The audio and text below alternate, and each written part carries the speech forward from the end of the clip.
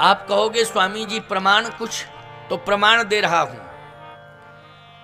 एक व्यक्ति परेशान है, उदाहरण दे रहा हूं, सुनते जाना। एक व्यक्ति परेशान है, डॉक्टर के पास गया, डॉक्टर साहब बहुत बड़ी परेशानी आ गई है, उसको दूर कर दो। डॉक्टर ने कहा पहले ये बताओ परेशानी क्या है।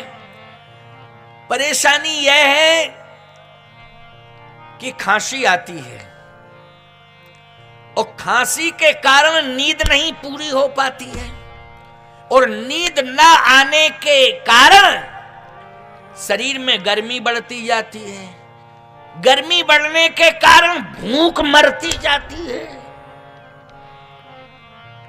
ये सारी कमियां आती जा रही हैं, आप ठीक करो।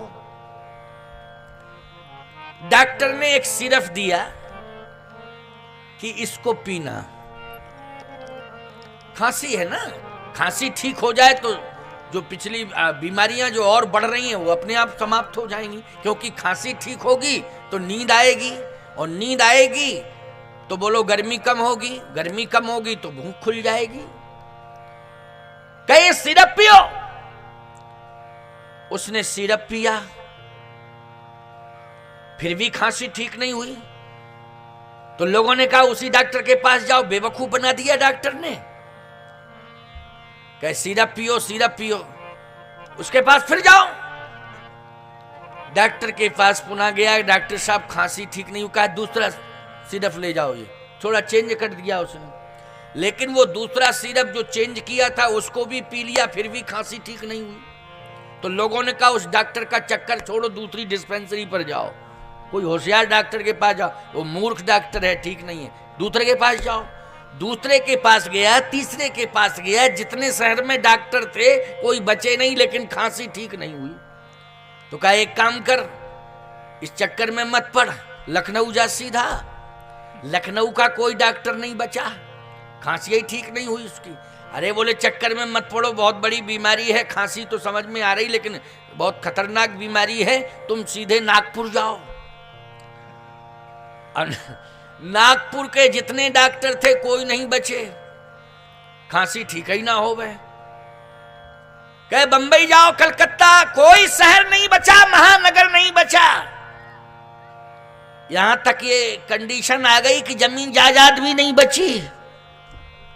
डॉक्टरों के चक्कर काटता रहा, जमीनें बिकती गई, धन दौलत सब समाप्त, कुछ नहीं बचा। बड़ी समस्या। एक महात्मा पहुंच गए गांव में।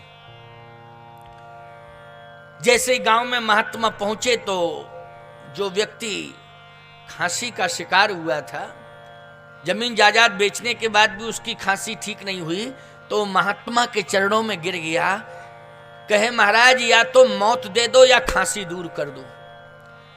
महात्मा बोले क्या हम डॉक्टर हैं जो खांसी ठीक कर दें और मौत दे दें? क्या हम जमराज के सेक्रेटरी हैं कि हम मौत देते रहते हैं? फालतू की बात क्यों करते हो, हटो यहां से। दिमाग खराब करने चले आए। क्या रे, बड़ी परेशानी। रोने लगा, कहता है कि महात्मा जी अब तो मैं मरूंगा।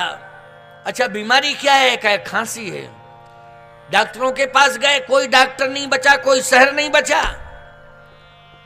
तो क्या करते हो? कहे रात को नींद नहीं आती है तो चारपाई पर बैठे रहते हैं। बैठे बैठे क्या करते हो? हनुमान चालीसा पढ़ते हो कि सुंदरकांड पढ़ते हो कि रामायण पढ़ते हो कि माला लेके भजन करते हो कि गीता पढ़ते हो? बोला कुछ नहीं करता हूं, रात भर चारपाई पे बैठा बैठा बीड़ी पीता रहता हूं। क्यों भाई, ये खांसी जिंदगी में कोई डॉक्टर समाप्त कर पाएगा? बोलो, बीड़ी पीने वाला दोष जब तक बरकरार रहेगा, खांसी रूपी कष्ट क्या समाप्त हो सकता है? जल्दी बोलो, खांसी रूपी कष्ट जाएगा?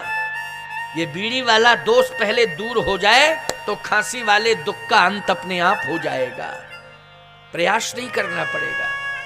हमारे जीवन से दोष अगर दूर हो जाए तो दुख का अंत अपने आप हो जाएगा। और प्यारे विश्वामित्र जी महाराज के जीवन में यही तो दोष था।